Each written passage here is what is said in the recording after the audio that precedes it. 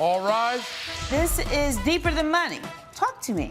I want viewers watching my show to believe in themselves. Judge Hatchett is compelling. If he is not going to honor you, he needs to be gone. Compassionate.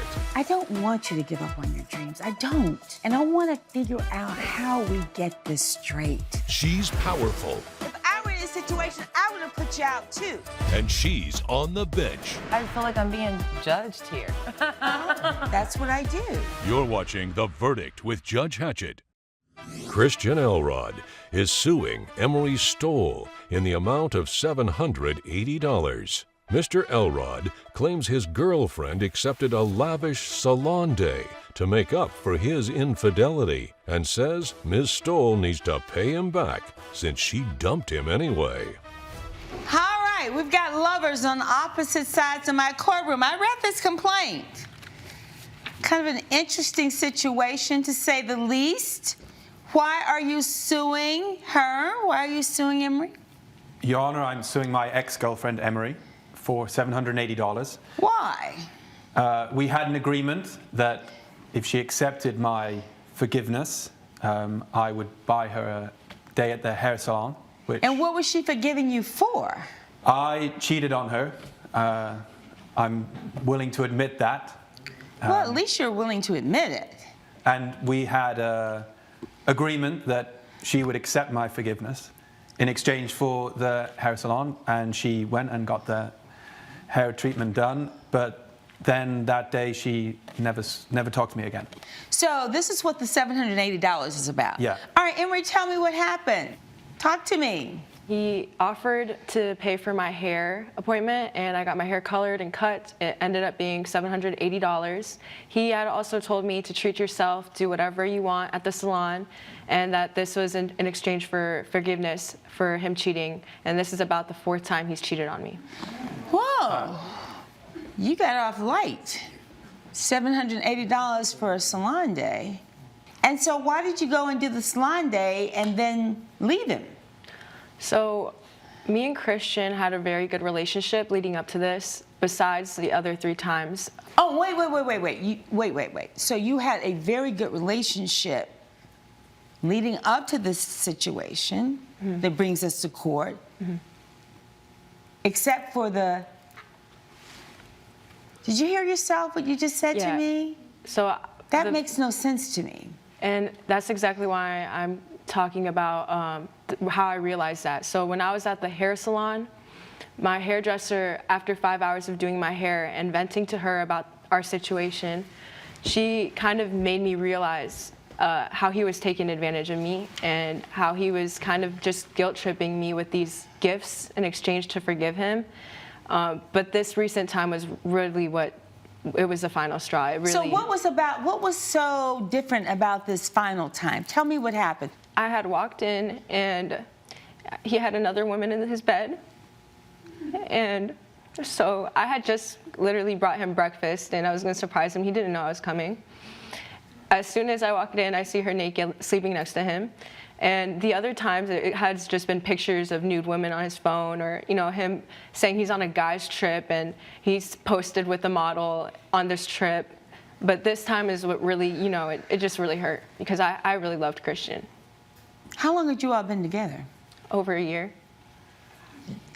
Over a year is not a long time for there to have been not 1, not 2, not 3, but 4 incidents. Come on, Christian, what's going on with you? Your Honor, if I may, I think the reason why Emery's saying that we had a good relationship is that I was honest about my infidelity. When I was growing up, my mother cheated on my dad often, and when I was a young kid... How do you know that? How do you know that? Because when I was 10, I walked in on my mum cheating on another man, and I knew how... difficult that was for my dad. And I guess that, we never want to be like our parents, but I saw how weak that made my dad, and I didn't want to ever feel like that. And so that's why in relationships, I'm cheating, because I don't want to be in the same situation that my dad was in with my mum. But I understand the effect it has on Emery, and that's why I would give her gifts, I would buy her things to apologize, because I knew how difficult it was for her. But at the same time, it was something that I was working on, and something that I was trying to get better in myself. So, Christian, let's get down to the bottom line of this. What you're saying is that you are habitual at cheating. Yeah. So why be in a relationship then with someone? Because of how I felt about Emery. But we're talking about several times, Christian. We're talking about several times. So let's do this. In all fairness to you, let's take the first time that she thought you were cheating. Were you cheating? Yes. Yeah. The second time she thought you were cheating, were you cheating? Third time? Yes. And we know the fourth time because she walked in on you with this naked woman in your bed. Coming up on The Verdict with Judge Hatchett. But, Your Honor, I think in many ways this is her taking advantage of me. You never once openly told me that you cheated. I had to go out and find out for myself. If you'll be in the Los Angeles area and want to bring your case to court, call 1-888-552-6878.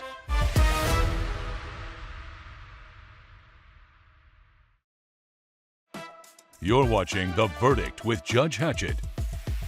The Verdict with Judge Hatchett is back with the case of Christian Elrod, who is suing Emery Stoll for breach of contract. But, Your Honor, I think in many ways this is her taking advantage of me. You never once openly told me that you cheated. I had to go out and find out for myself. Every time that I cheated on Emery, I would say I'm sorry. Wait, hold it right there. When would you say you were sorry? You would say you were sorry after she caught you? After she confronted you? After she said, listen, what is going on? You didn't come and say, oh, Emery, I love you. You're the love of my life. But how can I cheated on you, and I'm very sorry. That's not how this happened. But, Your Honor, how can you say that to someone? Because I knew whenever I would say it to her, she would get so upset.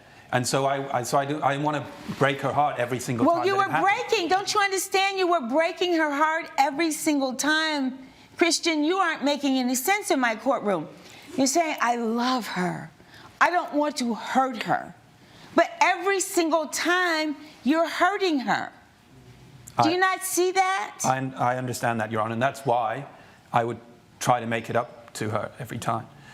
I'd try and buy her things. So every time she caught you, she confronted you, then you would do something nice for her. To try to apologize. Not just apologize, to show how much I knew it hurt her, and to show that I was trying to become a better person. I never wanted the relationship to be exclusive in the first place. Oh, now we're really getting down to the heart of the matter. She wanted to push that we had an exclusive relationship between the two of us, and I said, look, we're young and you're beautiful. He ended up agreeing. Wait, because I'm getting ready to talk to you. Did he ever say, look, listen, Emery, I cannot commit to an exclusive relationship? He never said he wouldn't. He just said... That's not the question. That is not the question. See, this is what happens. I'm not just talking to you. I'm talking to everybody who listens. This is what happened. Too many times, people who are quote-unquote in love hear what they want to hear, don't hear what really is being said. I've been doing this for a long time. I have seen this over and over and over in my courtroom. This is what happens. You want him to be exclusive to you. He has said, I do not want to be in an exclusive relationship. Yes? He never said that he didn't want to. He said that he wasn't fond of the idea, but he additionally ended up agreeing to that. How long had you all been together when he agreed to the exclusive relationship from your perspective? From the beginning. From the beginning? Yes. Like from the very beginning? Mm-hmm. And he cheated a month after. But, Your Honor... Did you ever agree? Did you ever agree just to keep her from leaving? Yeah, because I felt very strongly about Emery, and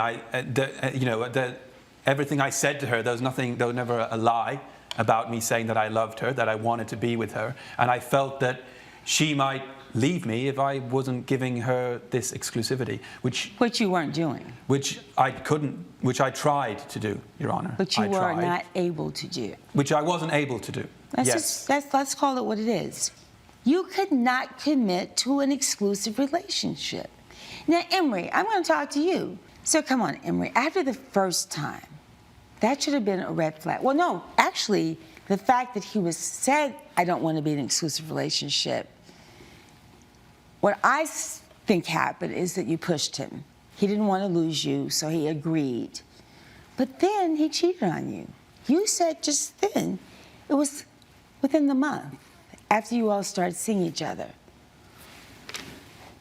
What did you think was going to happen? He didn't give me that impression of him when I first met him. He was very sweet. I got that. No, there's no question in my mind that when it first happened, that things were good. But then, after you said, I want an exclusive relationship, he was hesitant. Yeah. But you really forced his hand on that. Let's just call it, let's be honest about it. You forced his hand. He agreed because he didn't want to lose you. But then within the month, he cheated on you. Mm-hmm. That should have been a big red flag. It was, Your Honor. Honestly, I did not want to take him back. I did not want to forgive him, especially since I realized. So he bought you a gift? He bought me a gift. He bought me a Tiffany bracelet, and I thought that was, I've never had a boyfriend or an ex-boyfriend who I've been cheated on with before do that for me. They usually just leave. So I thought this was him trying to save our relationship and make, us work, but. Which is what I was doing. So a Tiffany bracelet. All right, so we've got the first time. Then there's a second time.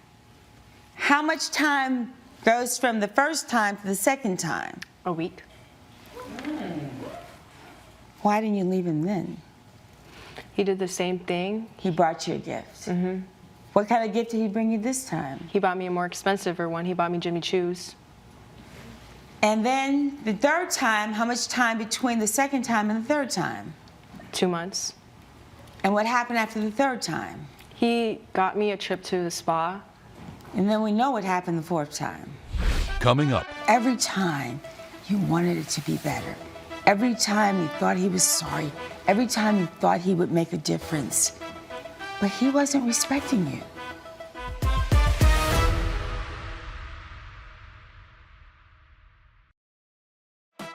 You're watching The Verdict with Judge Hatchett. The Verdict with Judge Hatchett is back with the case of Christian Elrod, who is suing Emery Stoll for breach of contract. Let me tell you, Emery, your self-worth is more than a Tiffany bracelet. And I realize it is that. more than Jimmy Choo. I'm talking. It is more than a trip to the spa. It is more than an elaborate hairdo. He disrespected you over and over and over again. He was never going to be in a committed relationship. He kept buying you gifts to quote unquote apologize. We've seen this pattern. Although let me be very clear, you are not an abused woman physically, but you are an abused woman emotionally because it kept coming at you over and over, and every time you wanted it to be better. Every time you thought he was sorry, every time you thought he would make a difference, but he wasn't respecting you. He wasn't. He wasn't respecting you. He wasn't respecting you. He was doing what he wanted to do every single day and leaving you in pain. And then you got the nerve to come in here and try to sue her for some $780 over some hairdo. Because we had an agreement. Oh, please. Oh, please. Oh, please. Oh, please. Coming up. But for her to come in and find you in the bed, but you jumped into this pretty quickly. You had not known this man very long. And you just opened your heart and you believed him and trusted him. You didn't really know him.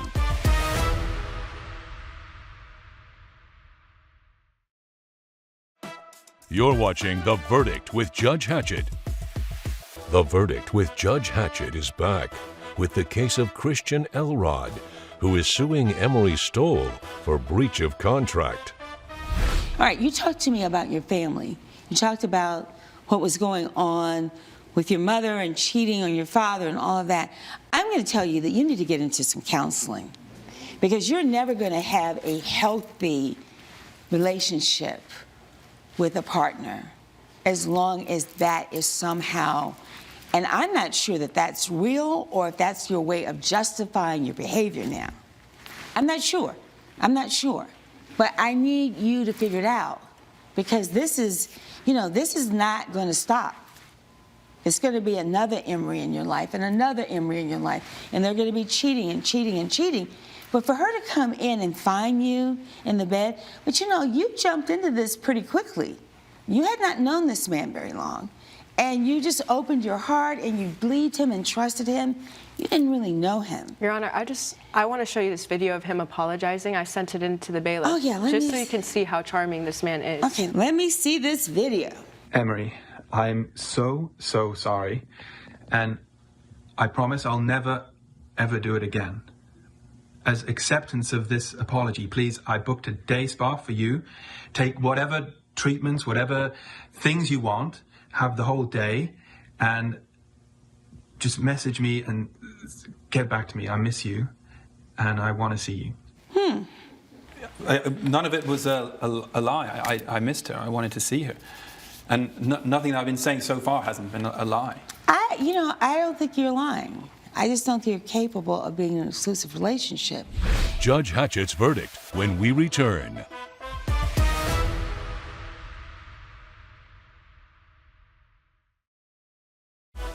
You're watching The Verdict with Judge Hatchett.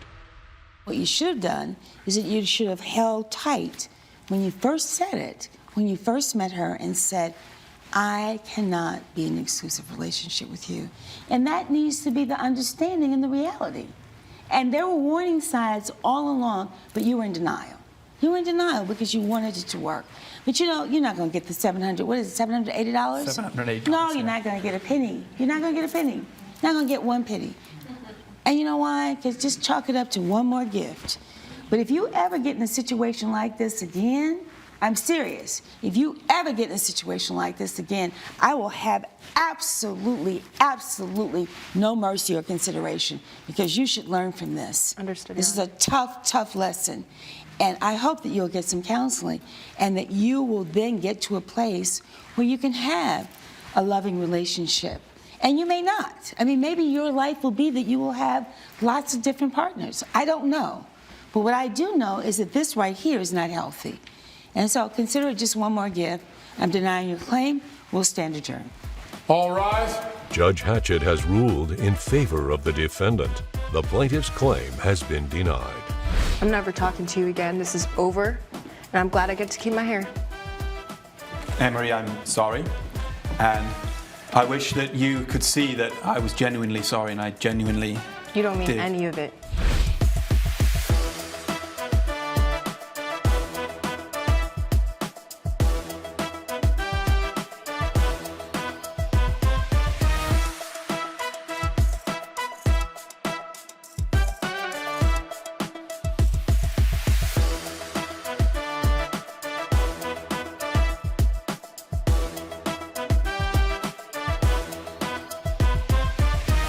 This has been a production of Allen Media Group. All rise. This is Deeper Than Money. Talk to me. I want viewers watching my show to believe in themselves. Judge Hatchett is compelling. If he is not going to honor you, he needs to be gone. Compassionate. I don't want you to give up on your dreams. I don't. And I want to figure out how we get this straight. She's powerful. If I were in this situation, I would have put you out too. And she's on the bench. I feel like I'm being judged here. That's what I do. You're watching The Verdict with Judge Hatchett. Emily Armstrong is suing Jackie Serafian in the amount of $1,900. Ms. Armstrong claims the defendant carelessly shattered dozens of vintage champagne flutes at a wedding shower and says Ms. Serafian should pay up. Waterford Crystal Vintage Champagne Flutes. You all were neighbors and had a long relationship. I understand your two daughters are best friends. So why is it necessary for you to be in here suing her this morning? Because out of complete neglect and responsibility, she shattered 24 of family vintage passed down from my grandmother, great-grandmother, to me and my mother, and I wanted to pass them down to my daughter, who I would hope would pass them down to her daughter, which is a family tradition. So let me be clear. We're talking about how many crystal champagne flutes. How many? 24. 24. So there was a set of 24. Do you have evidence, pictures of these? Well, I have the picture of the original. Judge, she makes it sound like this was on purpose. This was a complete accident. All right, so let's back up. What was the occasion? What was the occasion? It was my daughter's bridal shower. Bridal shower. And I had offered to give her the. And so you gave the bridal shower. This is at your home. Yes.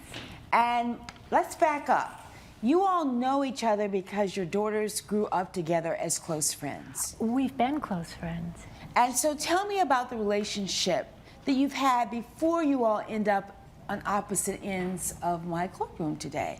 So tell me about the relationship. Well, our daughters were inseparable from the very get-go, from grade school. Mm-hmm. Jackie and I were cordial, not friends, and I tolerated her because my daughter was so close with her daughter. So when you say tolerate, that means that there's some kind of backstory here. You know, I mean, when people say I tolerate somebody, that means that there was some kind of backstory.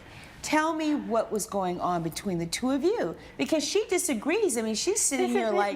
This is piercing my heart.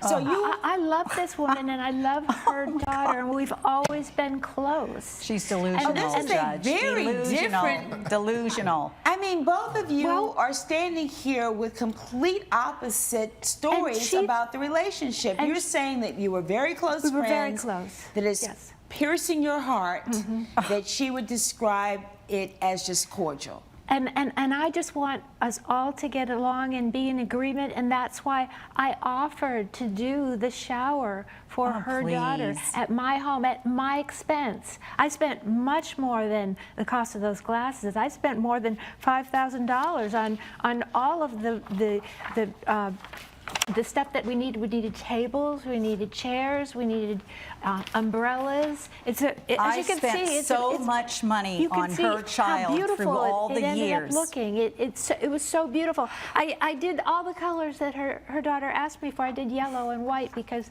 those were the colors she requested. So I had to special order those linens. And these are the things you do when you throw beautiful. These are the things you do when you throw a party. She had never done that before, so she obviously felt like she was doing something extraordinary. Well, wait a minute, though. Come on. Emily, we have a situation where your daughter's getting married, there's a bridal shower, and it looks to me from these pictures that this was a very elaborate shower. I'm assuming this is your beautiful backyard, and you're saying that you picked up the entire cost of this shower. And she added about 2/3 more guests than we had, so there were meals for 70 people that I hadn't taken into consideration. Wow. My daughter and her daughter insisted it be in her backyard, and of course, I went along with that because I will do anything for my daughter. I want her to have everything. She lost her father a year ago suddenly, and so I wanted her to give her what she wanted, in spite of the nightmare this has been for me. Coming up on The Verdict with Judge Hatchett. And so when Emily showed up with these glasses, and then flutes, she just kind of... champagne flutes. Stop being a snob. Stop being a snob. And later... There were other people, men and women, you know, praising and worshiping, and I got knocked into, which meant I knocked into her. If you'll be in the Los Angeles area and want to bring your case to court, call 1-888 552-6878.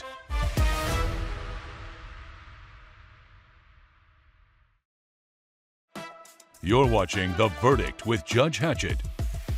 The Verdict with Judge Hatchett is back with the case of Emily Armstrong, who is suing Jackie Serafian for property damage. So we're here today over these broken flutes, these Waterford flutes. They were heirlooms. Your great-grandmother gave them to your mother. Your mother then gave them to you. I can't put a monetary value on them. They're very special to me. They were given to my grandmother and then my mother and then myself on our wedding day. Yeah. We all toasted on our wedding nights with our husbands. I wanted to give my daughter something of her father, who is not going to be able to walk her down the aisle. So they mean a lot to me. And for her to say it's nothing, I mean, I did not want to come to court.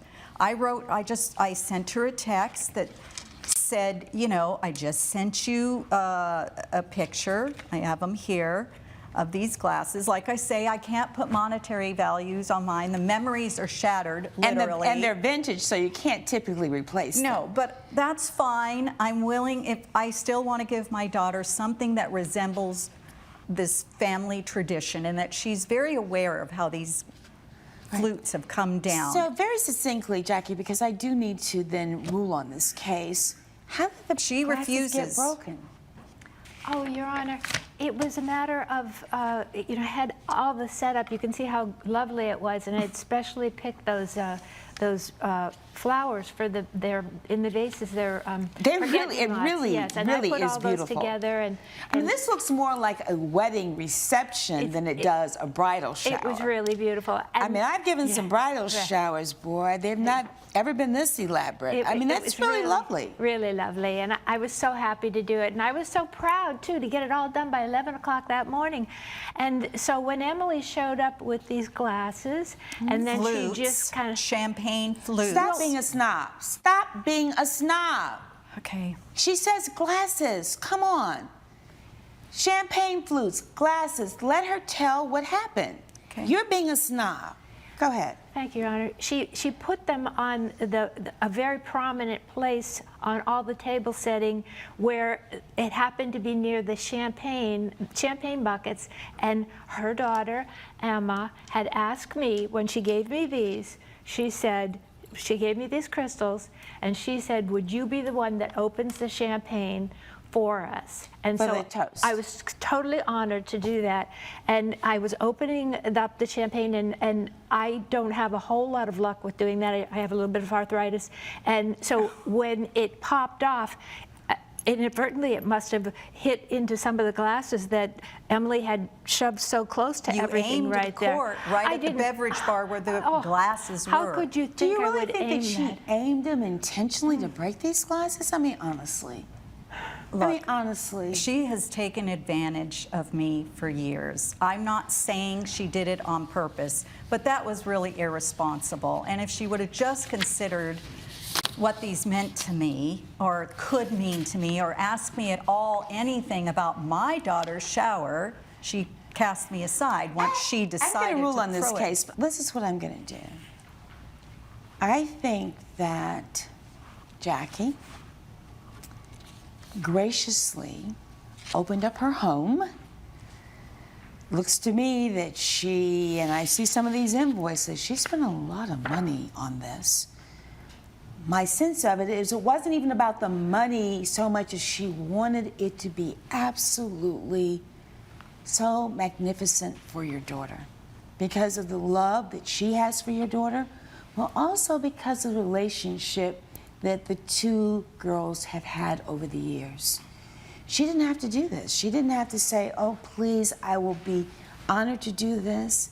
If I thought for a second that there was a malicious bone in her body, that somehow she was being, you know, careless and just totally irresponsible, and this cork flew over and somehow she was pointing in that direction, I would see this differently. I don't see it that way. What I see is a woman who was trying to do what she thought was special for your daughter. And what I see in you is a very ungrateful and snobbish woman. I am sorry that these flutes were broken. I understand. I literally have that I gave to my niece. She's the oldest grandchild. I gave to my niece my mother's wedding crystal. So I get tradition, I understand tradition, but I also understand that these are things that really ought not supersede the concern for people. And so therefore, I am not giving you any money in this courtroom. I think you owe Jackie an enormous apology, and I think that if you opened your eyes and if you were not so rigid and not be in a place where you just were tolerating her, that you might find that her friendship, in fact, would be a gift in your life. For the reasons I have stated here, I am dismissing the plaintiff's case. We will stand adjourned. All rise. Judge Hatchett has ruled in favor of the defendant. The plaintiff's case has been dismissed. I mean, we were able to resolve everything, and the judge was very loving and kind to us. And I'm done here. Coming up. I proceeded to my left to the aisle, and I knelt down to pray. In the midst of me praying, I felt something crash into me, and it was Miss Lucy here.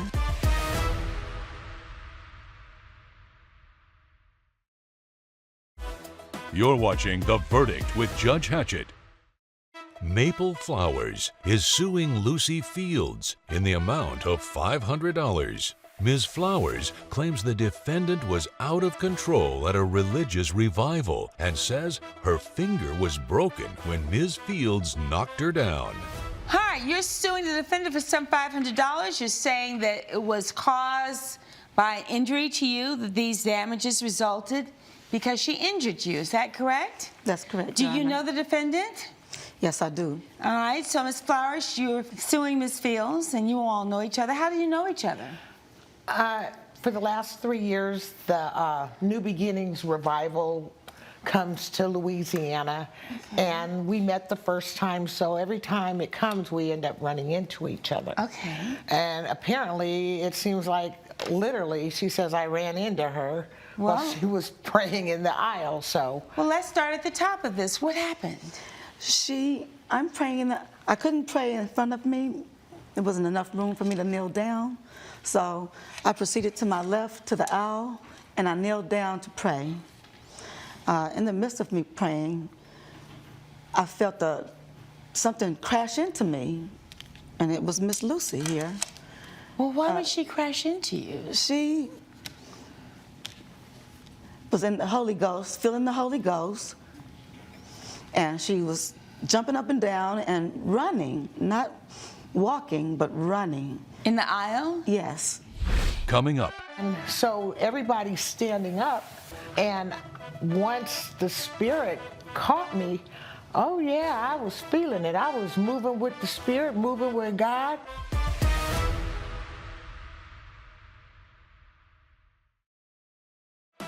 You're watching The Verdict with Judge Hatchett. The Verdict with Judge Hatchett is back with the case of Maple Flowers, who is suing Lucy Fields for personal injury. So, Ms. Fields, what happened? Tell me what happened from your perspective. Well, when you go to a revival, and especially if it's a pop-up tent revival, it's usually about maybe 200 or a little more. And so everybody's standing up, and once the Spirit caught me, oh yeah, I was feeling it. I was moving with the Spirit, moving with God. And not only was I ran into her, because she was in the aisle. So she was in the aisle kneeling? Yes. In the aisle, and she says that she was there because there wasn't enough room to kneel in front of her seat. Is that what I'm understanding? Correct. Yes. All right, Ms. Flowers, and then what happened? So as the music's going, the Spirit is flowing, there were other people, men and women, you know, praising and worshiping, and I got knocked into, which meant I knocked into her. So I tried to help her up, assist her, and she didn't want no assistance from me. I even offered to take her to the urgent care. Did she offer to take you to the urgent care? I don't remember that because she knocked me unconscious almost. Well, either you were conscious or you weren't. What were your injuries, Ms. Flowers? How were you injured?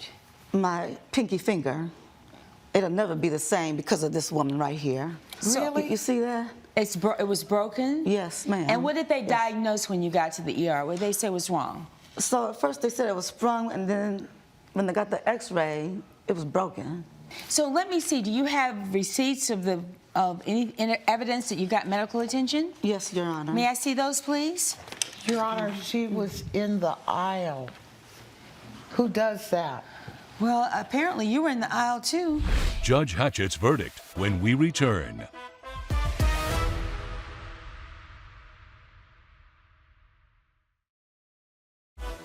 You're watching The Verdict with Judge Hatchett. Let me ask you this, Ms. Fields, in the spirit of coming together in sisterhood and love, do you feel some responsibility? I mean, why not just split it? I mean, she was in the aisle. I don't think that you did this purposely. I don't think you did it, you know, with any malice. I think that you probably didn't see her. I didn't see her, ma'am. And you were filled with the Spirit. You also said that someone knocked into you, and then that knocked you over. Yeah, I tripped over Miss Maple. With, you know, and yes, I had to get up, and I got up quickly, and I turned around, and I said, can I help you up? Do you need to be taken to urgent care? I did say that. And I believe you. I believe you. Maybe we work this out just to split this. I think that that is the fair thing to do. I don't think for a minute that she ever intended to hurt you. And I don't think that, and really I shouldn't give you any money, but I just want to try to have this in a way that you all will continue to see each other. So therefore, I am going to enter judgment for the plaintiff in the amount of $250, and I wish you both well. If there's nothing further, we'll stand adjourned. All rise. Judge Hatchett has ruled in favor of the plaintiff. The defendant has been ordered to pay $250. She was hauling tail, honey, and you know what? You know, she made the correct verdict. No, you okay, did all the talking. Let's exit to the rear of the court.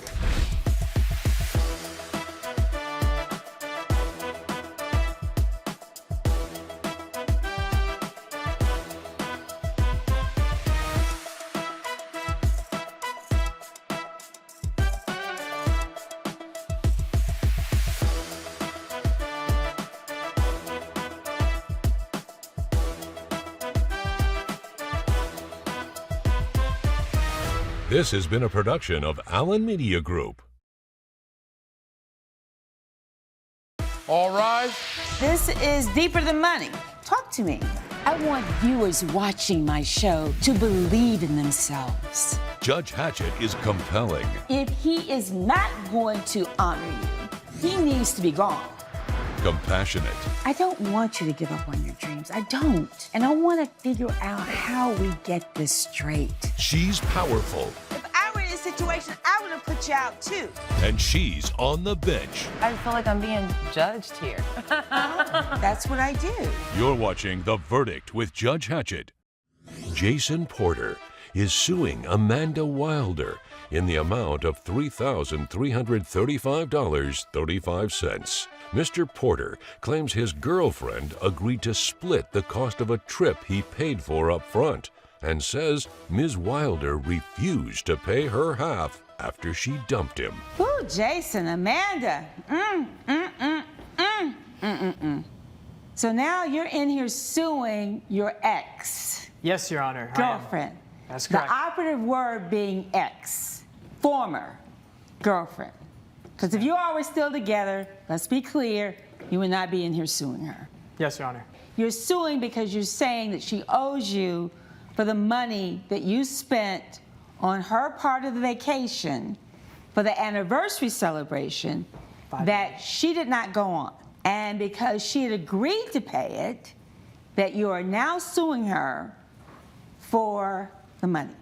Is that a fair assessment? So that we're all on the same page. And the vacation didn't happen. But there's a reason that the vacation didn't happen. I want to know how you all met. We met 5 years ago at a bar. This pretty young lady walked out of the restroom. I locked eyes with her, and I swear it was love at first sight. We spent very pleasurable amount of years together, 5 years. Was it? It was a beautiful relationship until I learned some things about him. Okay. There was skeletons in the closet. Oh, before we get there, the relationship was good. 5 years, Your Honor, I would have expected a little bit more of a commitment, you know? Oh. So were you expecting to get married? I was hoping for. Without him ever proposing to you? Your Honor, I was actually going to propose to her in Japan together. Oh, on this trip. Yes, Your Honor. So this is a trip that was planned to Tokyo. And I'm going to get to that in a minute. But leading up to that, you all were living together. Things were well. She says, I want a commitment. You're saying, oh, but Judge, I was going to make the proposal in Japan. Yes. But Japan never happened. No, Your Honor. Okay, so what was the agreement about this trip, and why did you all decide to go to Japan? I like Japan. We're both big fans of the culture. We thought it would be a nice place to be at, you know? And had you ever been before? No, I've never been there before. Had you ever been before? I've never even been out of the country, Your Honor. Oh, so this was a really big deal. Yes. I've never eaten with chopsticks. I've never eaten sushi, like real sushi. Like real sushi, yeah. So now you're going to go to Tokyo, and you are, as I understand from the complaint, you all are celebrating your 5th anniversary. That's correct. So this is going to be very special. And you didn't know, but he was planning to propose. So this sounds really romantic. I mean, you're going to go to Tokyo, neither of you have ever been before. What an adventure. 5 years you're together, 5-year anniversary. He's going to pop the question. But yet you're on opposite sides of my courtroom today. What happened? Judge, Your Honor, the initial plan was I would pay the full money up front, $6,600, and she would pay the other half of that. Stop. Amanda, was that the agreement? That was the agreement. So you both planned this trip. You decided you were going to go to Tokyo. Sounds like an amazing trip. And celebrating your 5th anniversary. And you were going to pay for it, but you were going to pay him back. Yes. But yet and still he's full intention of doing so. Oh, you did? I did. So, but he's in my courtroom today suing you for the money. So now you pay for the trip, and what happens? I pay for the trip, and then it comes to be her time to pay her half, and then she doesn't come through. And why doesn't she come through? Well, that's why. Well, let me ask her. Why didn't you come through? Your Honor, I was fully prepared to pay him. I was on the application, ready to send it over to him, when I noticed some really interesting transactions with one of his coworkers. Yeah, not very coworkerly. Wait. Do I need to get really comfortable in my chair? Please, get comfortable. Okay. I have evidence. I'm gonna cross my legs, get comfortable here. Of him. What happened? He was sending messages and multiple transactions from one of his coworkers, Madison. Tongue emoji. Thanks for the fun. Dinner and a nightcap. Bikini poker. What? Thought you were paying. That's just me being friendly and cordial and sweet to... Does that sound friendly and cordial to you? Is that a work text? It's just a friendly interaction. Coming up. I never asked Sophie to ever become my girlfriend. Oh, you never asked her to be your girlfriend? She's my girlfriend. I'm your ex.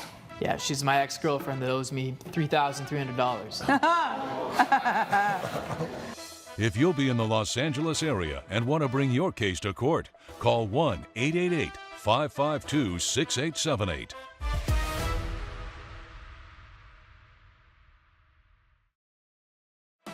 You're watching The Verdict with Judge Hatchett.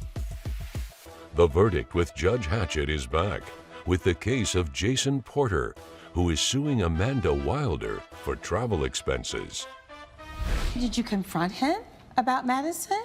I talked to Madison. Oh, you went and talked to Madison? Yeah, oh, this really, oh my goodness. Because I'm a girl's girl.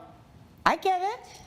You know? So you wanted to check in with Madison to say, hey, are what's these up with co-workerly this? transactions? Is this a work interaction that you guys are having? Oh, let me pull back up to the desk here. Let's Madison see. is someone who I've been working with for many years now.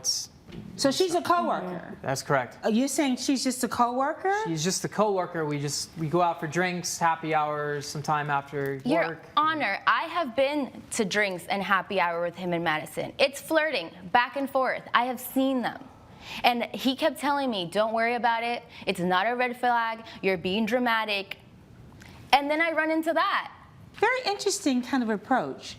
She doesn't go to Jason. I'm going to go straight to the source. I'm going to call Madison. I'm going to say, hey, what is the deal? And what happened when you contacted Madison?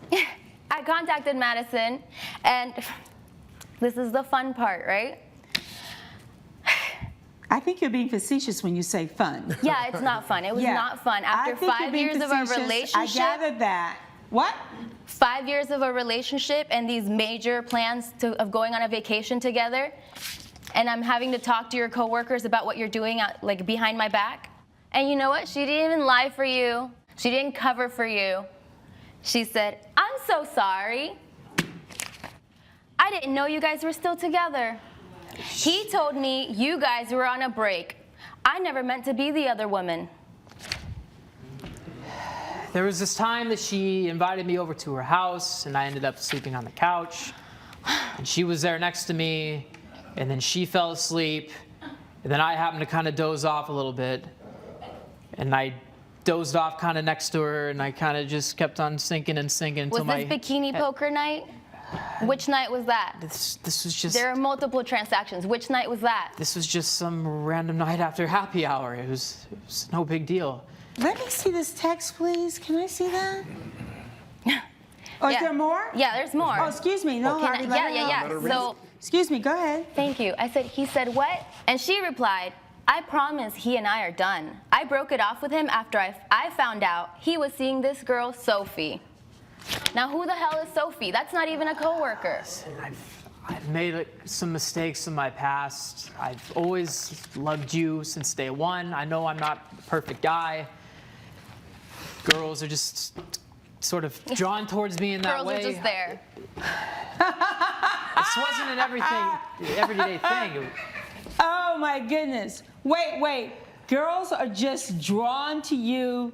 I've made mistakes in my past. We've gone from, listen, this was just an innocent exchange with a coworker till I fell asleep on the sofa, and then I just found myself, how did you do it, Harvey? Like, just keep going down, down, down. Sounds like a slippery slope to me. And now we not only have Madison on the scene, we've got Sophie on the scene, and now you're gonna stand here in my courtroom with these bold-faced lies and tell me that there was nothing going on? I mean, I thought it'd be best if I stay the night at her place, Your Honor, because I didn't want to drink and drive. So it is your sworn testimony, you're under oath, that you were not involved in any way romantically, sexually with, let's start with them one at a time. Let's go with Madison. They were very drunken nights that I had. I can't think clearly when it comes to those nights. Yeah.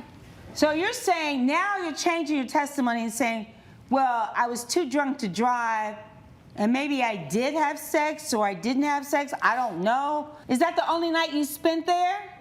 Yes, Your Honor. Ha-ha! Yes. Why don't I believe you?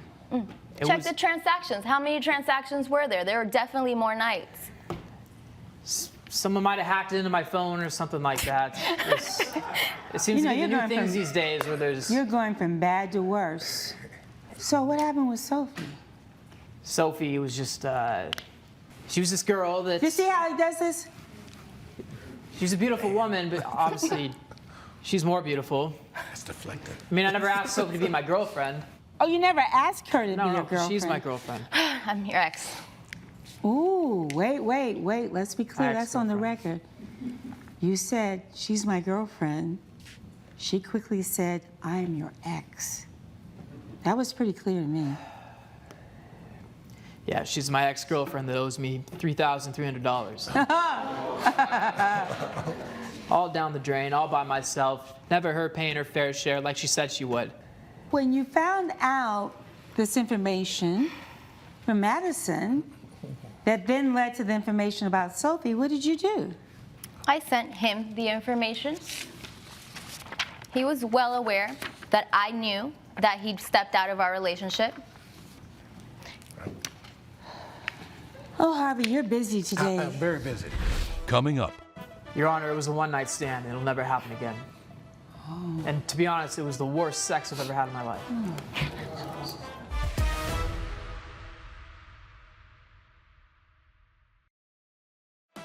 You're watching The Verdict with Judge Hatchett.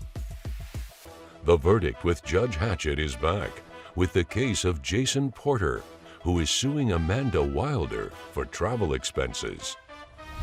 Yep, you did jump right out there. I know you're sleeping with my man. It's a bare minimum. I mean, it's not like there's 100 girls out there. Oh my God. It's not like there's 100 conversations or anything So you're like saying, that. oh wait. Nothing worth canceling our Tokyo trip over. Oh no, let me tell you, you're going from bad to worse. So now you're telling me that it wasn't like 100, it was only 2? Yeah, just only 2, and it was nothing ever serious. What is serious? What me and her had, that was serious. That was serious? Yes. What did you have with Madison? Non-existent. It was like a ghost in thin air, nothing, invisible. It was just... So it's your sworn testimony that you were never involved sexually or romantically with Madison. You're under oath. I mean, No, don't lie to the judge, because Madison You mean did not you're lying? That's what's happening, you're lying. There's a couple drunken nights where things got out of hand. Drunken at nights. the bikini parties. And what? At the bikini party. At the poker bikini parties. Wait a minute, I don't know about the poker bikini parties. Your Honor, I'm not perfect. That's probably the first truthful thing you've said to me. Yeah, it's evident that I made some mistakes with her about us being faithful together. I understand that. I did something very wrong there. But at the end of the day, I love her very much, and I really wanted to go on this international trip with her. So why is it taking you all this time to go all around? Oh, well, yeah, I was just kind of falling asleep on the sofa, and I never did get a clear answer about Sophie. Let's go back to that. What happened with Sophie? Sophie's gone now. I didn't ask you if she was gone. Your Honor, it was a one-night stand. It'll never happen again. Oh. And to be honest, it was the worst sex I've ever had in my life. Oh. Coming up. She didn't want to go on the trip. So why didn't you take Madison or Sophie on to Tokyo? Because I don't love them, Your Honor. I love her. Those are just one-night drunken things.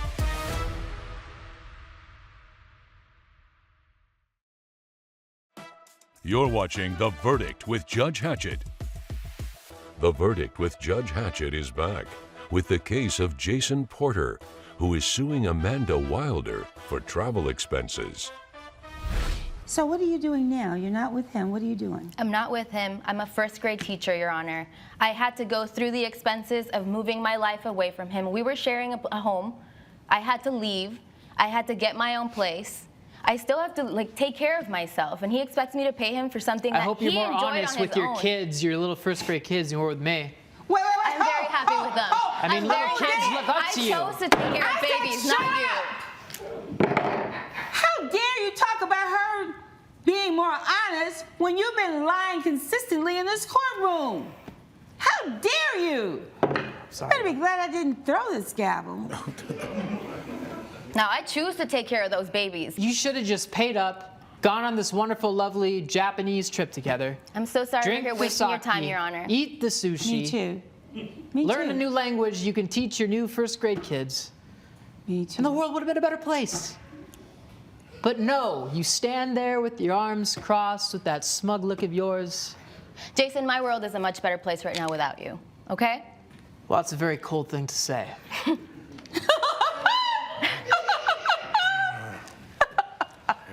I want you to listen to yourself. You're saying, if she just paid me half the money, we could have gone on this wonderful trip to Tokyo. We could have just had this wonderful adventure. She found out that you lied, not just once, but at least twice, if not more, that we don't know about. And she didn't want to go on the trip. So why didn't you take Madison or Sophie on to Tokyo? Because I don't love them, Your Honor. I love her. Those are just one-night drunken things. It sounds like more than one night with Madison. Judge Hatchett's verdict when we return.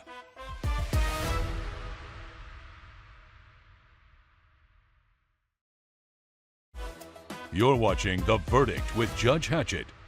I wouldn't have gone on the trip either. Less more out of the country with you under these circumstances. No woman in their right mind would have gone with you to Tokyo. It was part of the romantic aspect of it, Your Honor. It's getting on a plane together, going there. Let me rule on this case. I think he owes you some money for the stress he put you through. So I'm feeling particularly generous today. You didn't file a counterclaim, and I think that there's distress and trauma, and I think that you should be entitled to $5,000. Take that. We'll stand adjourned. Thank you, Judge Hatchett. All rise. Judge Hatchett has ruled in favor of the defendant. The plaintiff has been ordered to pay $5,000. You can stay apart. Terrible example to your kids in the world and Japan. Another lemon back on the lot.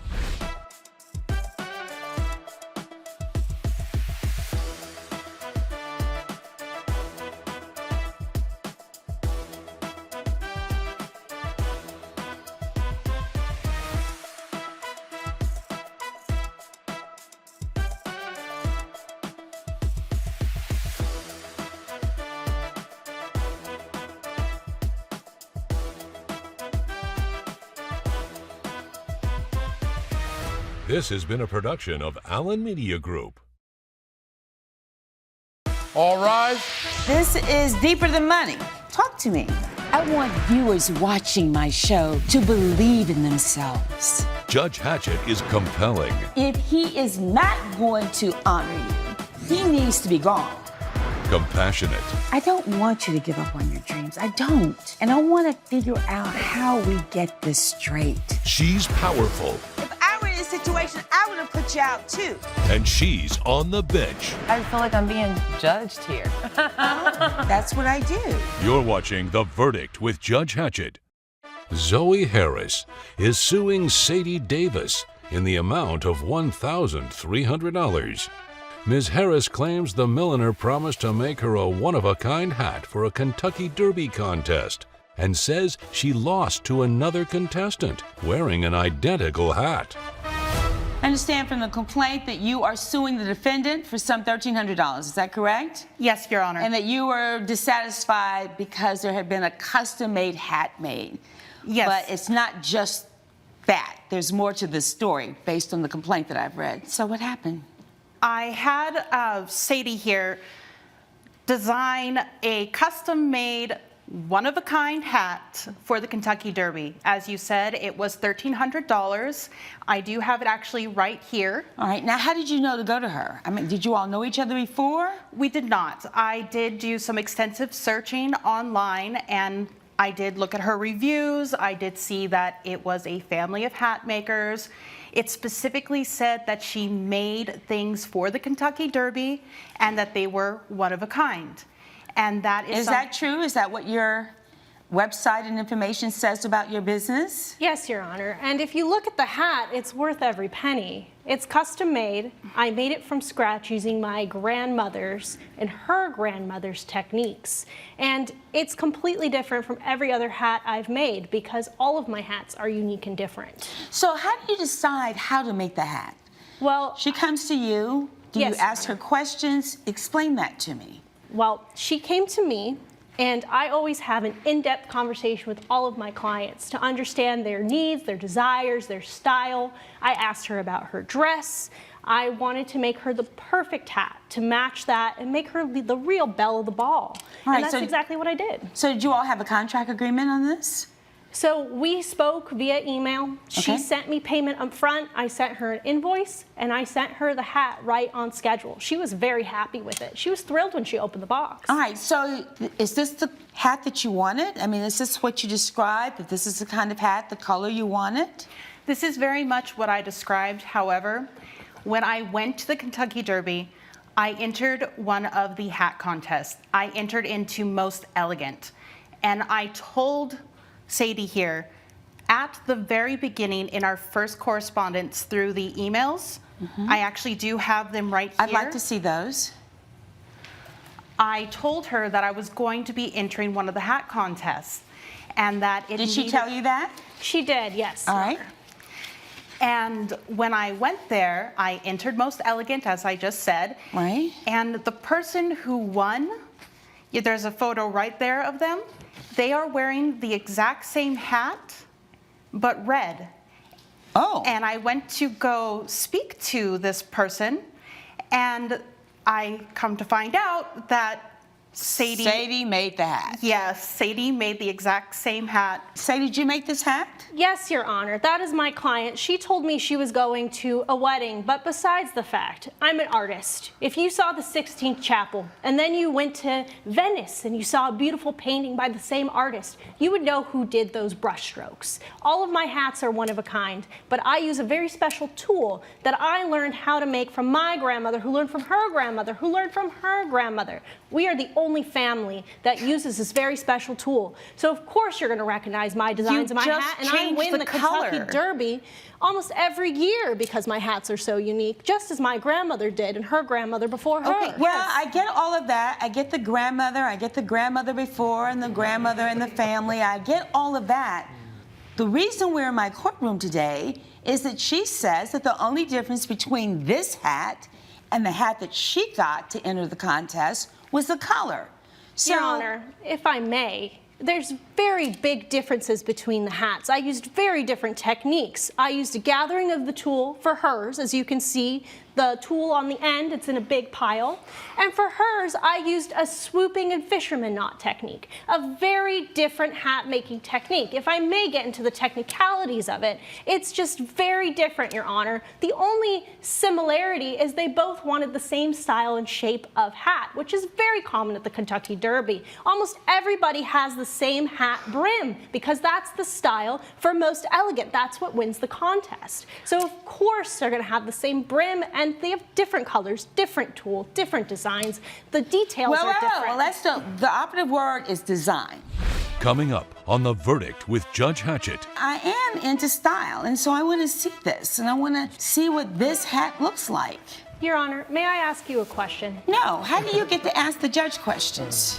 And later. Wait, she got hit by a car and she told you not to call Your Honor, anybody? that's what she said. She said don't call the police and do not call the ambulance? Yes, she said because only in Los Angeles, they don't come unless it's a severe emergency. That's what she said.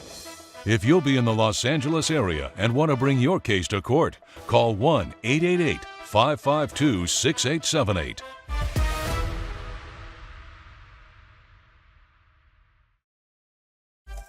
You're watching The Verdict with Judge Hatchett. The Verdict with Judge Hatchett is back with the case of Zoe Harris, who is suing Sadie Davis for breach of contract. The tool may be different, the way it's gathered, and the color may be different. The critical question in my courtroom today is whether the design is different. Your Honor, if you look in the dictionary under one of a kind, it means that there's only one difference. However, I can tell you about 10 differences between these hats. As somebody who's been in the industry for all of my life, and I don't need to tell you about my grandmother and her grandmother, No, you already know that. I know all about the grandmother, and I was thinking you're going to throw in a few aunts and uncles and Your cousins Honor, before we get through if here. If it's a small nuance that only somebody with the technical skill can tell. That's the point I want to get to. So I am not one who is into making hats. But I am into style, and so I want to see this, and I want to see what this hat looks like. Your Honor, may I ask you a question? No, how do you get to ask the judge questions? So now we have, is this the front of the hat? No, Your Honor, that's actually the back of the hat. Yes. So if you see how it's positioned on this woman's head, that poof doesn't look as large. And if you would position that on my head, it looks the same. All right, do you mind putting it on your head? Of course, Your Honor. I'd like to see it. All right, so now, after you do that, I want to see it on your head. Thank you.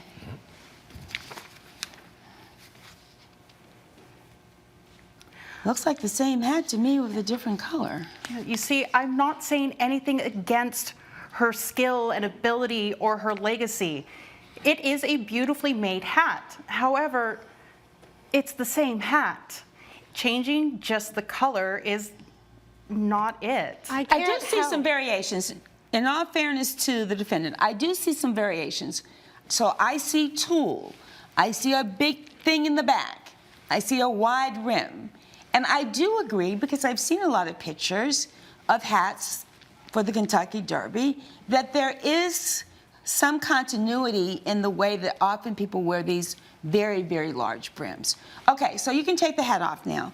Let me ask you, what happened after you did not win the contest? You saw the winner in a hat that Sadie had made. What did you do? I did ask Sadie through email for a refund, because I asked for a one-of-a-kind hat and did not receive that. I saved for over a year for this event. It was more than just the $1,300 for this. The Kentucky Derby is not cheap, but it's been a dream of mine since I was a little girl to go. I'm not a rich woman. My husband and I, we run an after-school program, and that is our livelihood. But we scrimped and saved so that way I could take this trip. All right. I also am a small business owner, and I don't have a lot to cover your hat that you already wore. If I return it, you can sell it to somebody else who doesn't mind having the same hat. I cannot sell a one-of-a-kind hat that I designed specifically for you to someone else. I do all of my hats to order. Oh, but you can sell the one-of-a-kind hat that you sold to her to me. I can't help the fact that you both have the same hair color and the same tastes. She's blonde. I'm a redhead. Quite frankly. Listen, I don't need to understand hair coloring. I'm just trying to get to the bottom of this. Do you have evidence that you wish for me to see? Yes, Your Honor. Let me see it, please. What I have for you here is my website, my reviews. You'll see that each one highlights their one-of-a-kind design, as well as their experience, 5-star reviews. This is the first bad review or the first person to tell me that their hat looks like someone else's. All of my hats are unique. They're made to order, and they're built with your preferences in mind. That's the backbone of my small business. All right. So now she reaches out to you. Did you respond? Of course. And you said no refund. I'm not taking the hat back. If you read the terms and conditions, I say that you can only get a refund if your hat is damaged when shipping. Her hat was perfectly... And she was very happy with it until she was in the contest and she saw a hat that was very similar to hers. Correct. Now, I see some pictures here on the website that are very different from these two hats. Mm-hmm. And if I'm looking at the website, I would think that my hat, if I'm having it designed by you, would be very distinct and truly one of a kind, because these look like one of a kind hats to me. There's not something that looks like the other. Sadie, I am not convinced that this is enough of a difference between this design and the one that won the contest, other than maybe the tool is slightly different, but to, I think, a layperson's eye, it looks very, very similar, almost identical to me, in that it only looks different from the color. And so she's going to return the hat, and you're going to pay her the $1,300, and then I hope that you'll be able to sell it to someone else. That is the judgment of the court, judgment in favor of the plaintiff. We will stand adjourned. All rise. Judge Hatchett has ruled in favor of the plaintiff. The defendant has been ordered to pay $1,300 in exchange for the hat. Do you want me to return it to you now, or do you want me to send it to you? I hope you enjoyed your free ride to the Kentucky Derby. It wasn't a free ride. I told you I scrimped and saved for over a year. Well, you just took money out of my children's mouths. Coming up. It happened too quickly. By the time I got there, he was out of the car and she was already hit on the ground.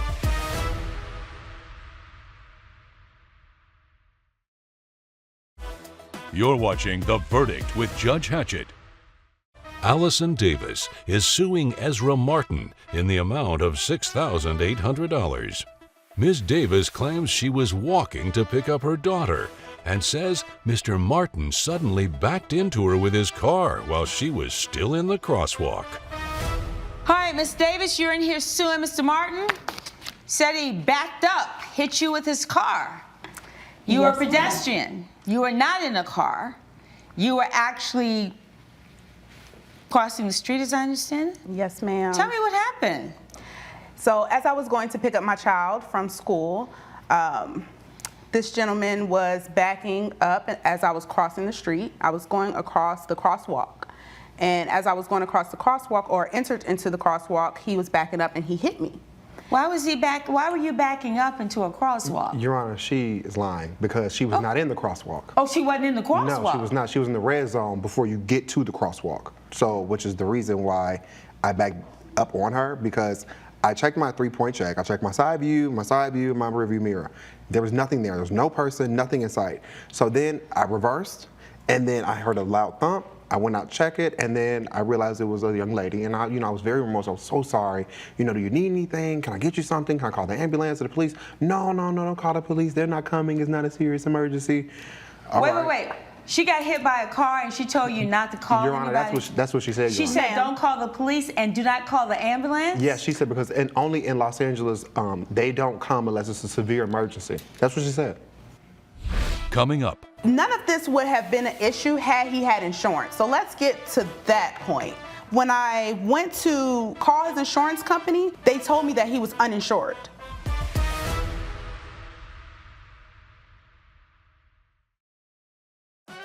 You're watching The Verdict with Judge Hatchett. The Verdict with Judge Hatchett is back with the case of Allison Davis, who is suing Ezra Martin for personal injury. You didn't call the police? I was on my way to pick up my daughter, and I was running a bit late. I do know that in the state of California, if you call the officers and there aren't any serious injuries, they may not come immediately. And I didn't want to be late picking up my child. So I didn't see any noticeable injuries at the moment, and my child was my priority. And then the next day I woke up and my knee was swollen and I was in a lot of pain. So then I proceeded to go to urgent care. And that's the basis of the $6,800 that you're I needed to be referred for surgery. All right, stop right there. You're telling me that she was not in the crosswalk and that you have evidence to support that? That is correct, Your Honor. Your witness has been sworn in. Stand up. All right, so tell me what you observed. I looked over. She was in the middle of the red zone. She was making her way through the red zone where the car was in front of.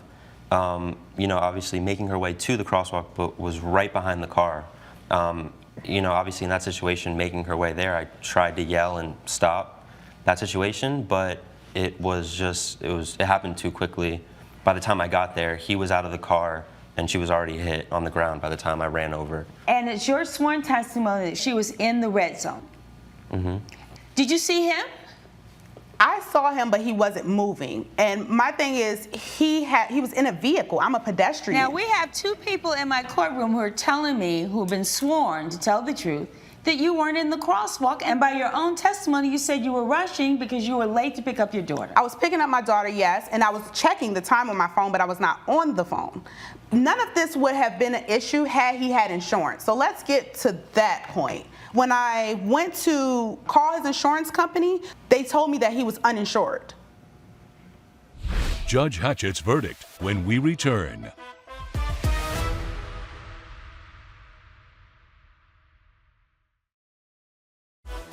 You're watching The Verdict with Judge Hatchett. Why were you operating this vehicle with no insurance? Your Honor, life got hectic, got in the way, and I forgot to renew my policy. However, I did renew my policy shortly after that incident. I could have had my daughter with me. Your Honor, I should not be at fault for the negligence of just jumping into a street behind a moving vehicle. I obviously did what I was supposed to do as a driver. I could not assume that you would jump into the street as a pedestrian. My God, I'm very sorry, and I'm very remorseful. I would never meant to hit you with my car. First off, my car is my baby, so I would never disrespect my car or a pedestrian. Well, let's not put the car before a human being. I would never do that. All right, come on now. Come on. Let's work with me on this. Your car is not more important than a person. All right, so this is an unfortunate situation, Ms. Davis, but under these circumstances, I have a neutral witness who is here saying that you were not in the crosswalk. I don't think that he would have backed up had he known you were there, and I think that you were rushing, and under this fact pattern, I am going to deny your $6,800 claim. Nothing further, we'll stand adjourned. All rise. Judge Hatchett has ruled in favor of the defendant. The plaintiff's claim has been denied. In the crosswalk. He probably paid this guy to be here today. I don't know this man. Why would I pay a man to come and lie? Okay, let's exit to the rear of the court.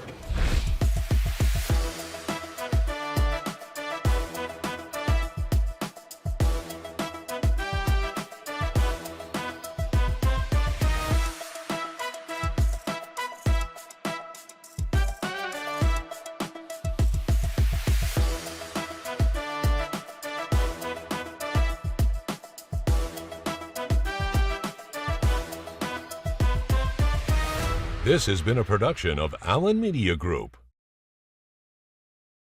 All rise. This is Deeper Than Money. Talk to me. I want viewers watching my show to believe in themselves. Judge Hatchett is compelling. If he is not going to honor you, he needs to be gone. Compassionate. I don't want you to give up on your dreams. I don't. And I want to figure out how we get this straight. She's powerful. If I were in this situation, I would have put you out too. And she's on the bench. I feel like I'm being judged here. That's what I do. You're watching The Verdict with Judge Hatchett. Lauren Dixon is suing Angela Michaels in the amount of $213.50. Ms. Dixon claims she and her sister agreed to frame a cute photo of themselves for their mother and says her vain sibling refuses to pay up. Woo, two sisters in my courtroom, one suing the other one. Is that correct? Yes, Your Honor. $213.50 to be exact. So your sister owes you half of the money for a birthday gift that you all jointly decided to give your mother for her birthday. Yeah. So now why is it necessary for you all to be in my courtroom, and why couldn't you all work this out? Your Honor, we both agreed to gift our mother this birthday gift, which was a picture, an updated picture frame of my sister and I. It was my idea, but she didn't like the picture that I chose, so. So listen, wouldn't it be simple that you would just decide jointly on the picture that was to be used for the gift? Well, Your Honor, originally... There has to be a backstory. It can't be just as simple as a picture that you all had differences about. What happened? Well, Your Honor, originally, I wanted to do a photo shoot. Yes, I thought it was kind, you know, that she decided, hey, this would be a great gift idea considering the fact that our mother doesn't have any, like, updated photos of us. And I said, sure, why not? So it's only the two of you all like that? It's just the two of us, yes. All right, so the two daughters your mother has, and you wanted to do a photo shoot. A photo shoot. And she wanted to use a photo that you already had. She thought it would be, you know, too time-consuming, the budgeting, short notice. I wanted something above and beyond and brand new, but eventually I just said, okay, fine, whatever. But you agreed? You agreed to use a picture that you already had? Initially, yes. Okay, yes. so initially, yes. Yes. Yes, Your Honor, she agreed. She agreed the whole time. There was no, I didn't agree. No, she agreed to. So why are you all here? That's what I'm trying to understand. Why is it necessary for you to sue her? Was there an agreement that each of you would pay half the cost? Yes, Your Honor. Was that the agreement? Yes, it was, Your Honor. It was the agreement. So now why is it necessary that your sister is in here suing you for half the cost? Well, Your Honor, on the day of the party, when I had actually saw the gift and the photo that she decided to choose for the frame, it was not the photo that I agreed on. In fact, it was actually very unflattering. I did not like it. And I felt as if, you know, for something that I didn't like, why should I pay for it? So let's back up. Are you telling me something so important as a gift for your mother's birthday that you did not see the picture before that day of the party? No, Your Honor, I did not. And why did that happen? Your Honor, first of all, I reached out to her to let her know that the picture that she originally chose, the size that she wanted, which was, well, that we wanted was an 8 by 10. The picture that she wanted, which I do have. Let me see that. So this is a picture you're showing me that you both agreed on? Yes. All right. And so with this picture, which seems fun and lovely. Right after brunch, good time. Yeah, I'm not quite so sure why you would choose this picture because your face is hidden, but okay, but this is a picture you both agreed on. Right. What happened with this picture? The photo company, he said that it would come out pixelated, which you could see. And so it wasn't clear. When you say pixelated, when you blew it up to an 8 by 10 to be framed, that it became distorted. Yes. All right. Did you let your sister know that that was the problem? Well, I reached out to her to tell her that, but she has this busy life. She reached out to me at 9:30 in the morning, Your Honor. Between actually preparing the party for my mother's birthday, which I had to do on my own, and taking care of my sick husband, there was no way that I had not missed that text. So by the time I got to that text, it was the next day, and that was as soon as I was able to get to that text. That's not my fault, Your Honor. Wait. I'll decide if it's your fault or not. Sorry. Let me talk to you. Okay. So you have a husband who's ill. Yes. And you are his full-time caretaker. I have to have his undivided attention, yes. And so then you were also planning the party? Yes. So if you know that she has this responsibility. Yes. She's planning the party all by herself. Yes. You text her and say, look, we got a problem with this photo that we chose. And you didn't hear back from her quickly. Why not just simply pick up the phone and say, hey. Coming up on The Verdict with Judge Hatchett. True friends do not keep score. And she keeps a tally. Did I ask you for comment? Oh. No, I did not. And later. He was asleep. So you're telling me, it's your sworn testimony, that you set alarms. First of all, you've changed your story. First of all, you said you didn't go to sleep until midnight. If you'll be in the Los Angeles area and want to bring your case to court, call 1-888-552-6878.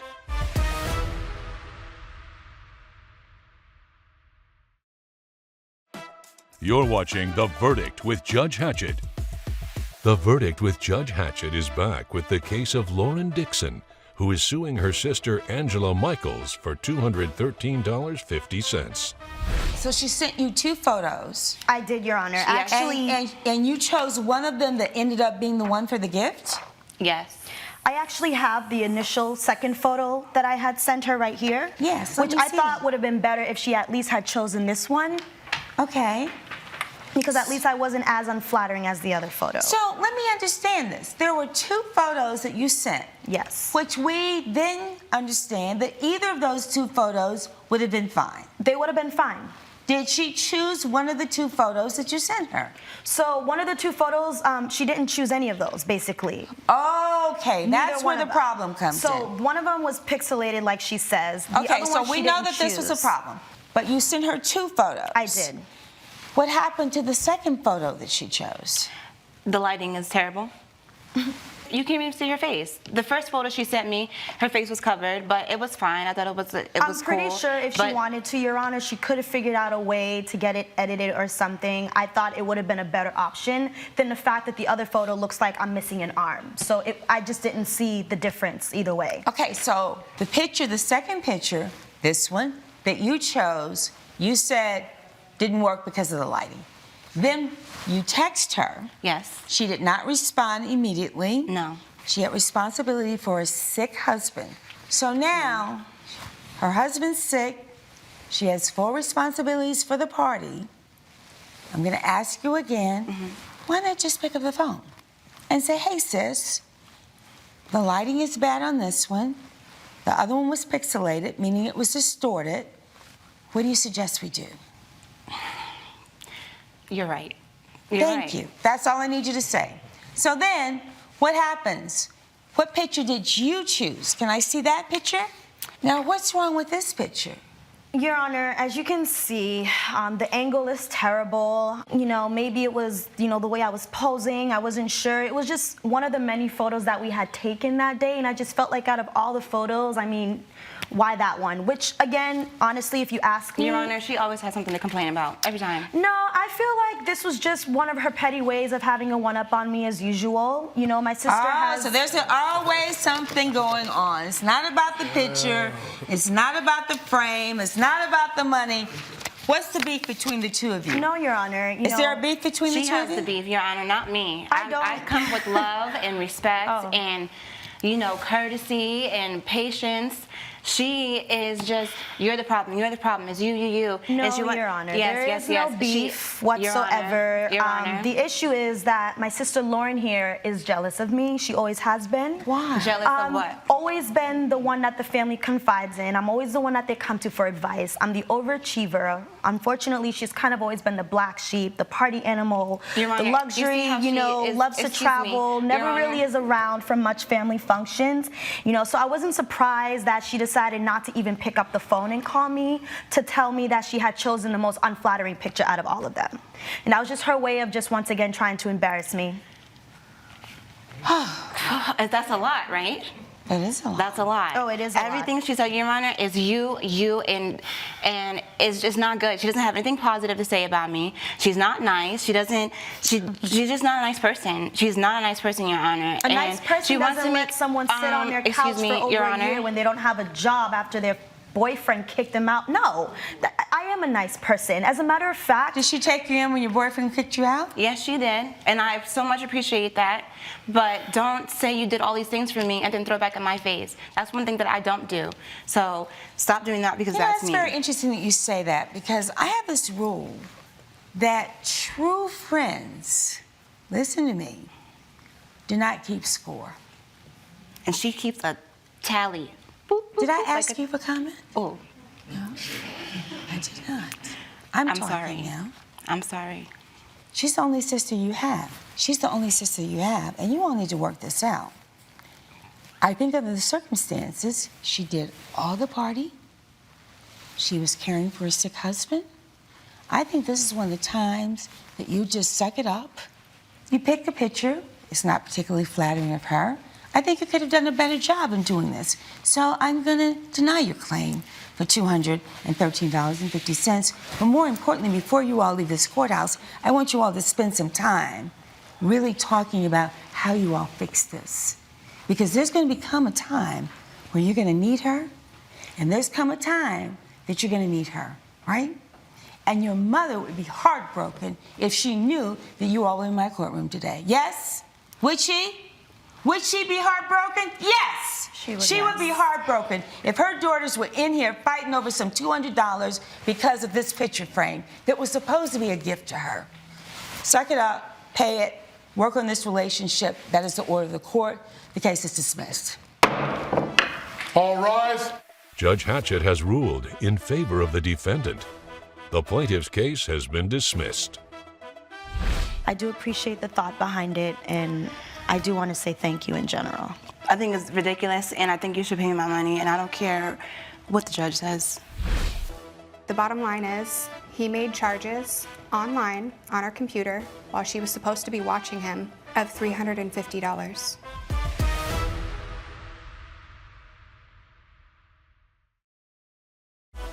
You're watching The Verdict with Judge Hatchett.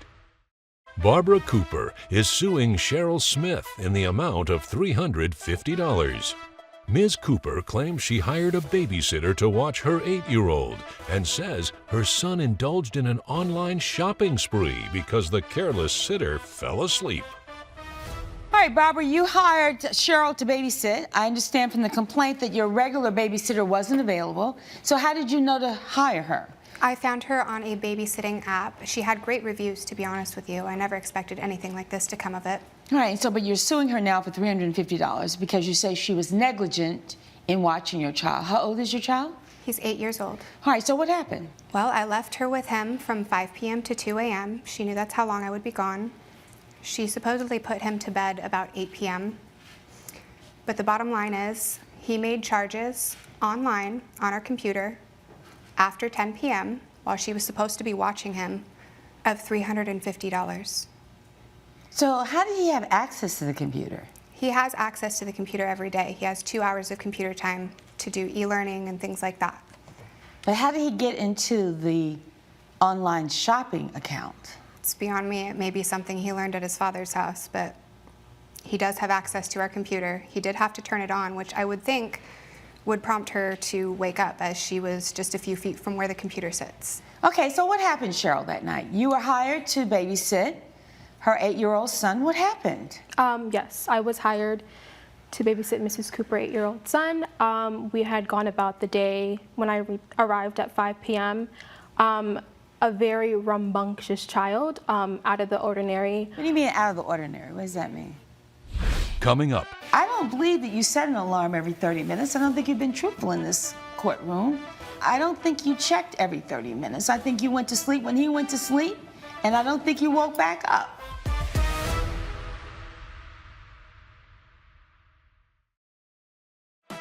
You're watching The Verdict with Judge Hatchett. The Verdict with Judge Hatchett is back with the case of Barbara Cooper, who is suing Cheryl Smith for negligence.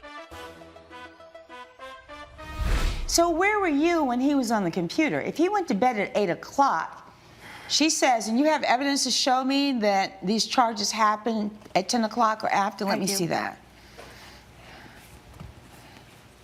So if you put him to bed at 8, then what was happening such that you did not know he was on the computer at 10? Or after 10, actually. After 10, correct. I had put him to bed at 8 p.m. I went and checked on him 30 minutes later, and he was sound asleep. I stayed up until 12 a.m., and then after that, I had dozed off.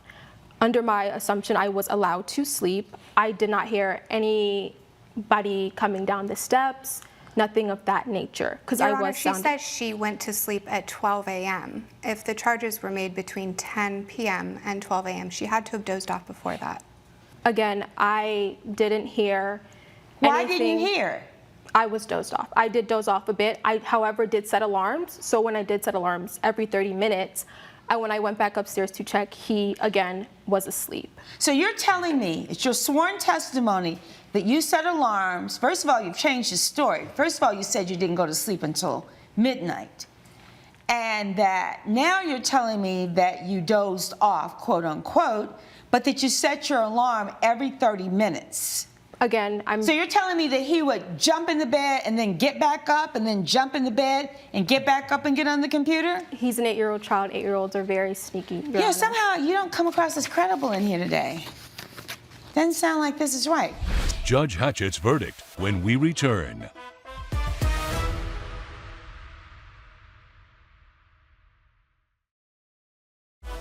You're watching The Verdict with Judge Hatchett. So I get this. I get how kids can do this, right? So I am strongly suggesting to you, as a parent, mother to mother, mother to grandmother, grandmother to mother, that you need to put some kind of password protection so that he can't do that, because he shouldn't have done it. I absolutely have. I also ensured that any purchases that are made on my credit cards will now go to my cell phone. Smart. That's very smart. I had to think of that myself. Cheryl, when I read this complaint, I was thinking, well, you know, she was the one who was negligent because she should have put a password on. But I don't believe that you set an alarm every 30 minutes. I don't think you've been truthful in this courtroom. I don't think you checked every 30 minutes. I think you went to sleep when he went to sleep, and I don't think you woke back up while he was busy on the computer, because he was on the computer for a while. This wasn't like a 2-second deal here. I mean, look at all this stuff he bought. He bought a bunch of stuff, right? $350 worth of stuff. Yes, sir. So this didn't happen momentarily. You were asleep. You didn't take responsibility. You were hired to watch him not sleep. And so under these circumstances, I am granting the plaintiff's petition for the $350, but I'm going to give you 6 months in which to pay it. There's nothing further. We will stand adjourned. All rise. Judge Hatchett has ruled in favor of the plaintiff. The defendant has been ordered to pay $350. I think the way you went about it was really You knew this terrible. was coming. You're lucky he ordered toys. He didn't sneak out the front door. Maybe you should discipline your child a bit more. Maybe you shouldn't be a babysitter. All right, let's exit the rear to court.